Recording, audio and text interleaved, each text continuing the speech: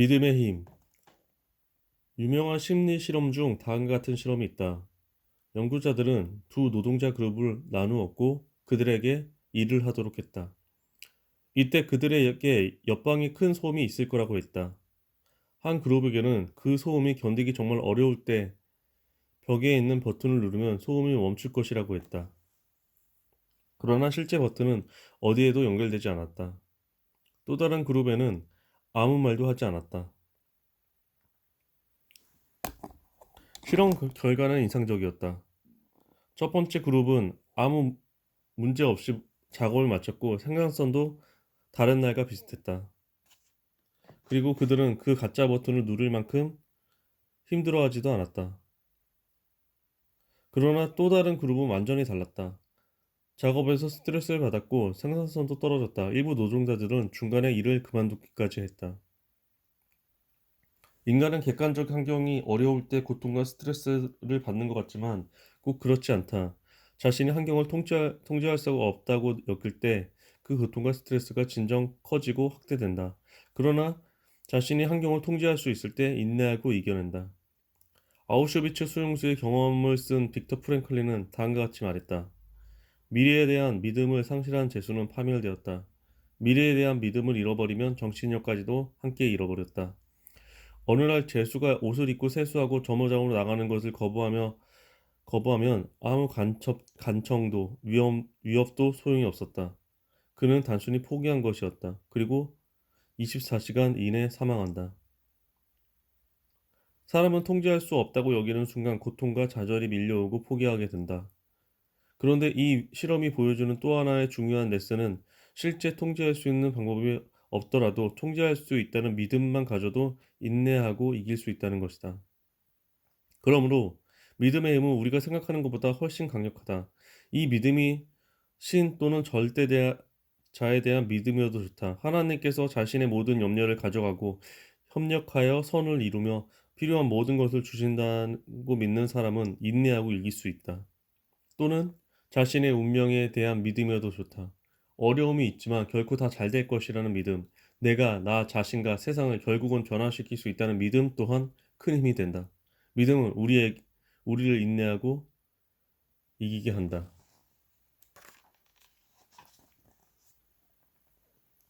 인간관계와 우연히 삶에 미치는 영향. 얼마 전 한 지인이 이야기를 하다가 와에 대한 이야기를 하게 되었다. 인간은 모든 것의 원인이나 이유를 찾으려 하는 경향이 있다. 이에 어떤 일이 발생하면 논리를 만들거나 원인을 찾는다. 이러한 사고방식은 인간의 발전을 가져오게 된 원동력이기도 한다. 과거에는 이해하기 어려운 대부분의 사건의 원인이나 이유를 신 또는 위인화된 자연에 돌렸다. 이에 오랜 기간 가뭄이 들면 신의 노함을 풀기 위해 기우제를 지내고 심지어 그를 달래기 위해 인간을 제물로 바치기도 했다. 그러나 근세에 들어서 과학적 사고와 탐구가 발전되면서 많은 현상들이 원인이나 이유가 하나씩 탐구되기 시작하였다. 이제 비가 왜 오고 안 오는지를 이해하게 되었고, 사과가 왜 땅에 떨어지는지, 심지어 인간과 우주가 어떻게 변해왔는지도 이해하게 되었다. 인류 역사상 가장 뛰어난 사람 중 하나인 아인슈타인은 만물 현상을 법칙으로 해석할 수 있으리라 믿었다. 이러한 세상은 결정론적 세계라고 한다. 그러나 일어나는 모든 일에 이유와 원인이 있는 것은 아니다. 독약을 먹으면 죽고 알코올을 마시면 취하지만 세상 일이 다 이렇게 인과관계가 분명하지 않다. 그럼에도 불구하고 이를 집어넣어 해석하는 과정에서 예기치 못한 불행이 발생한다. 내 자녀가 곧 교통사고가 난 것은 그날 내가 데려다주지 않아서이며, 가난한 것은 노력을 안 해서이고, 내가 고통받는 것은 전생에 죄를 지었기 때문이다. 남편이 나를 떠난 것은 내가 부족해서이다. 이런 식으로 집착을 만들기도 한다. 사람은 이유와 원인을 찾지 못하면 마음이 편하지 않기에 반드시 이유와 원인이 있을 것이라 생각하여 이를 찾거나 만들어낸다. 만약 가까운 사람이 여행에서 어려움을 당했다고 생각해보자. 이를 파고 들어가면, 그때 그 호텔에 묵지 않았더라면, 그때 그 비행기를 타지 않았더라면, 그때 하지 않았더라면, 이런 식으로 거슬러 올라가면 태어나지 않았더라도 더 거슬러 올라가면 결국 모든 원인은 둘 중 하나로 기착된다. 하나는 무이고 또 하나는 신이다. 그러나 세상에는 모든 것이 법칙으로 돌아가는 것이 아니다. 여기 곳곳에 우연들이 있다. 다른 말로 하면 그냥 의미 없이 발생하는 것들이 있다. 심지어는 모든 것을 인과 법칙으로 설명할 수 있다는 물리학에도 양자역학 등 불확정성 영역이 나타내고 있음을 알고 있다. 거대 복잡계로 이루어진 인간사는 더더욱 그러하다. 마치 예쁜 주식이 그래프처럼 지나가면 그 흐름이 깔끔하게 해석되는 듯 보이지만 그 속 안에 개별 사건들은 우연히 또는 랜덤으로 발생하는 경우가 많고 심지어 그 거시적 흐름조차도 과거 해석과 달리 앞으로 어떻게 될지 예측하기 어렵다. 지나보면 모든 것이 필연처럼 느껴지나 실제로는 수많은 우연이 개입되어 개인, 국가, 지구 또는 우주의 역사를 만든다. 독일의 급작스런 통일을 예측한 전문가들은 거의 없었다. 그 국전선이 터지는 과정을 기록한 글을 읽어보면 그야말로 우연히 몇 개 겹쳐서 그것이 일어났다. 우리의 통일 또한 언제 어떤 식으로 이루어질지 예측하기 어렵다. 단지 더 가능성 있는 시나리오가 있을 뿐이다. 과거 나는 진화에 대해 잘못 알고 있었다. 진화는 가장 똑똑하고 가장 강한 자가 살아남는 필연의 과정으로 알고 있었다. 그러나 이후에 알게 된 것은 우연과 적응의 과정이었다. 예를 들어 어느 날 우연히 빙하기가 왔고 그 추위에 적응한 생명체가 살아남았다. 적응한 생명체는 그 당시 가장 똑똑했던 놈이 아니었다는 것이 정설이다. 진화는 가장 똑똑하고 강한 자가 살아남는 필연의 과정이 아닌 가장 환경에 잘 적응하는 자가 살아남는 우연의 과정이라는 것이다. 지구의 역사를 거꾸로 돌리거나 몇 가지 우연적 요소가 달랐다면 전혀 다른 방식의 지구가 형성되었을 것이라는 것은 과학자들의 공통 견해이다. 세상의 모든 일은 우연이라는 것이 아니다. 세상에서 일어난 일에 필연도 있지만 우연도 적지 않다는 것이다. 필연과 우연의 비율을 모르겠으나 복잡해서 일어나는 것이 분명하다. 세상에는 의미 없이 아무 이유 없이 일어나는 일이 많다. 술 먹고 운전해서 교통사고가 나기도 하지만 갑자기 미친 사람이 나타나 교통사고가 나기도 한다. 드라마 소설과 달리 악인이 성공하기도 하고 착한 사람이 패배하기도 한다. 착한 사람이 사고를 당하기도 하고 열심히 키웠는데 자녀가 빗나가기도 한다. 인생사에 곳곳이 발생하는 우연이 삶과 역사를 어떻게 바꿔놓을지 모른다. 그저 우리는 확률 정도를 사후 계산하고 확률로 거시적 예측하는 정도이다. 이에 벌어지는 일에 겸허한 자세를 가질 필요가 있다. 스토아, 처, 스토아, 스토아 철학자들은 이 진실을 이미 알고 있다.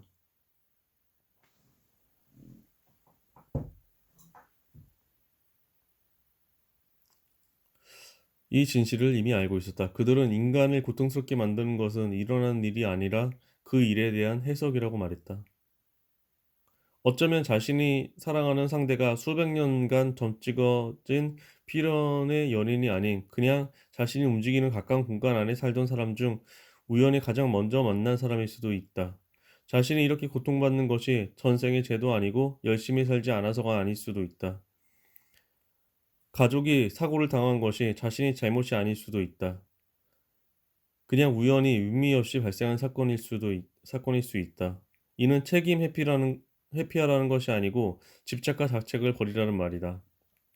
살다 보면 부부가 헤어질 수도 있고 자녀는 내 뜻대로 안 될 수도 있고 사고를 날 수도 있고 죽을 수도 있다. 물론 누군가 잘못해서 헤어지는 것일 수도 교육을 잘못시켜서 자녀가 빗나갈 수도 부주의해서 사고 날 수도 죽음을 죽을 경우도 있지만 서로 크게 잘못하지 않아도 뜻이 안 맞아 헤어질 수도 있고 열심히 해도 자녀가 빗나갈 수도 있고 운이 없어 사고가 날 수도 있다. 인간관계 해석은 우리에게 동일 실수를 반복하지 않고 발전시키기도 하는 요인이기도 하지만 그냥 의미 없이 발생하는 일에 대한 과도한 해석으로 자신을 집착과 자책 속에 가둘 수도 있다는 것이다. 다행히 믿는 사람들은 상당 부분 신의 뜻으로 받아들여 이 이슈를 해결하고 긍정적인 부분들을 좋은 쪽으로 해석하여 해결한다. 세상에는 내가 통제할 수 없는 의미 없는 일들이 발생한다. 그러므로 교훈은 간직되되 간직하되 과도하게 낙심하거나 슬퍼할 이유도 없다. 좋은 일이 있으면 나쁜 일도 있기 마련이고 나쁜 일이 있으면 좋은 일도 있다. 인생은 새옹지마. 우리는 각자 한 자유한 인간으로서 자신의 길을 창조하며 선택하고 나타난 일을 쿨하게 받아들이면 될 듯 싶다.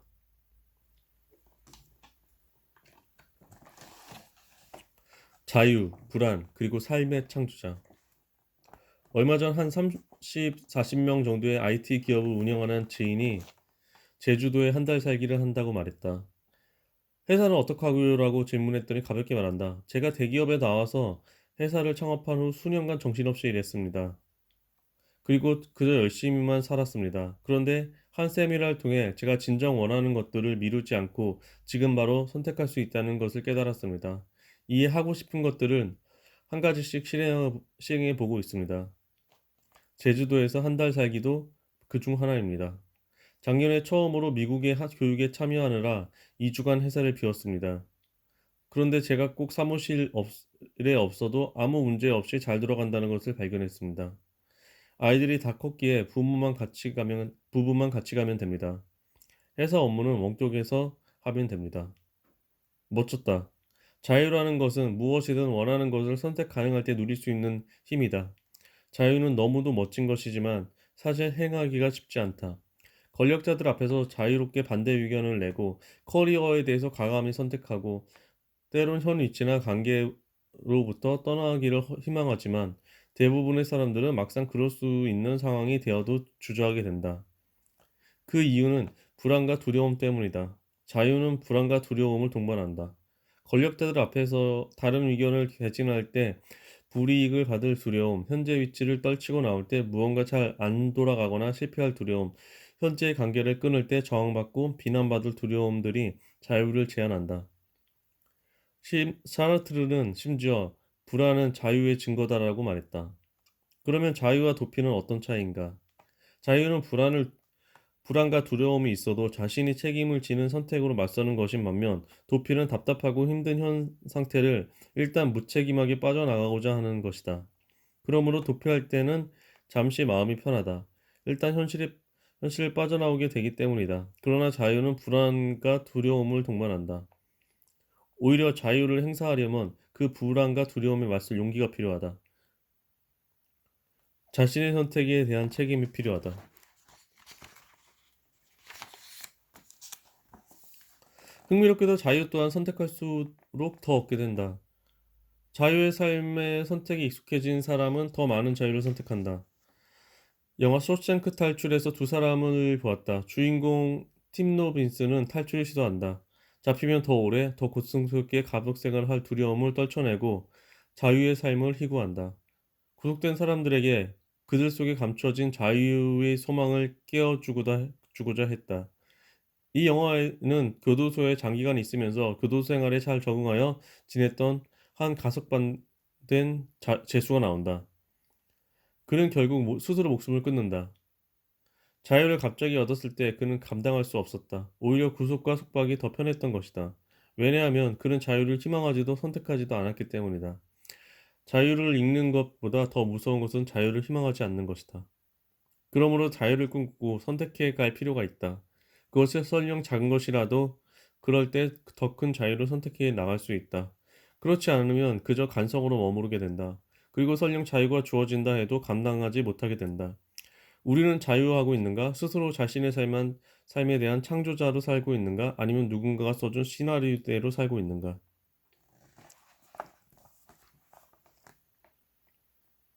좋아한다고 너무 퍼주지 마라. 보로즈루 매니나지는 인간관계에서 보이지 않는 관계 통장이 있다고 한다. 배려, 사랑, 칭찬, 코칭, 선물 등은 입금임이고 폭력, 무시, 화, 비난 등은 출금이다.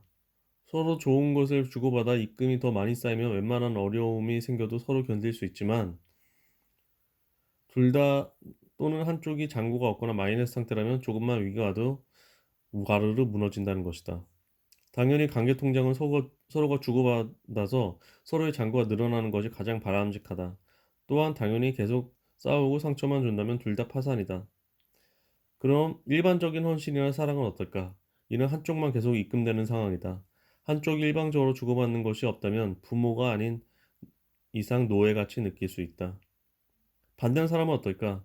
좋을 듯하지만 정상적인 사람이라면 부채의식을 느끼게 되고 이 부채의식이 청산하고자 하는 심리가 있다고 한다. 이때 자신이 받은 만큼 주기 어려운 경우 아예 관계를 청산함으로써 이 부채의식을 청산하려고 할 수도 있다. 그러므로 연인, 부부, 친구, 동료들의 관계에 있어서도 일방적으로 퍼주는 것이 반드시 좋은 결과를 가져오지 않을 수 있다. 베풀어 줄 때도 상대가 어느 정도 갚을 수 있도록 해주어야 관계가 지속할 수 있다고 한다. 한쪽만이 통장이 아닌 서로의 통장을 빵빵하게 알아.